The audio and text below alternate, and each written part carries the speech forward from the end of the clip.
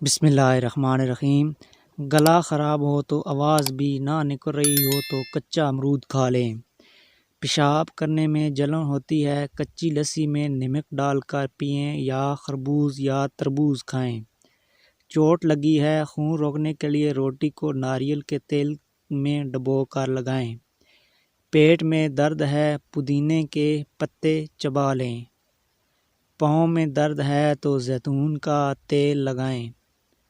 کمزوری محسوس ہو رہی ہے، 2 کھجوریں دودھ میں پکا کر کھائیں اور دودھ پی لیں۔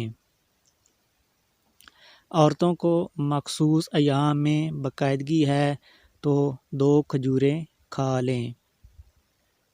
سر میں خشکی ہے تو سرسوں کے تیل میں دہی یا انڈا مکس کریں اور لگائیں۔ لوز موشن ہو تو کیلے پر زیرہ لگا کر کھائیں۔